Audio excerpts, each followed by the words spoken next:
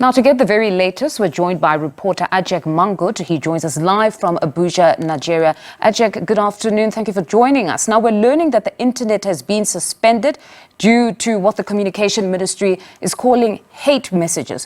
What are we missing here? Because ordinarily, people can express their disappointment at the postponement of the election date.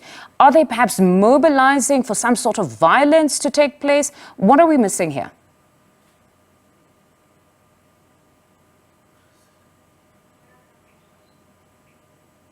Yes, indeed. Before that, we also understand that the license of a private media company in Senegal was being suspended because of its coverage of the protests on the streets of Dakar. And we understand that people are unhappy with the postponement of the elections, and some opposition candidates have described it as a constitutional coup.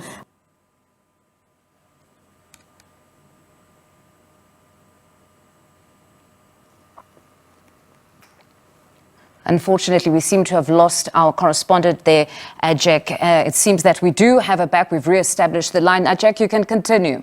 Take place to ensure that the election is being extended until August. But then there has been a clash between the police and the protesters on the streets of Dakar. Lawmakers were today scheduled to hold a debate to propose a date. What is the status there?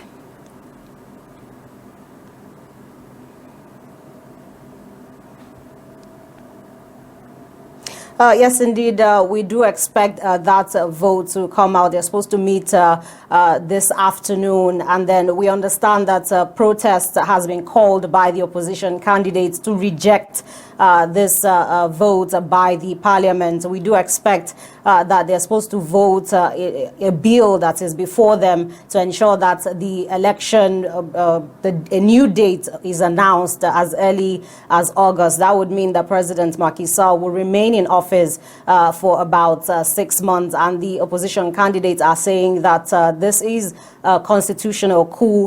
We've also seen ECOWAS, as the regional bloc, Economic Community of West Africa states, expressing their concern over the developments in the country, and they're asking for a new date to be announced as soon as possible. And that's because Senegal has for years been seen as one of the stable democracies in West Africa, looking at the fact that countries like Burkina Faso, Mali and Niger have had military coups in the last 3 years, and ECOWAS has been unable to ensure the return of democratic rule in those countries. And so they're calling on the president to ensure that he defends this long-standing democratic tradition. And ECOWAS has said that it's going to monitor the unfoldings in the country as it happens. So, broadly speaking, what does this mean, honestly, as you rightfully state, that Senegal was considered to be the more stable of the countries? So what does it broadly mean for this country now?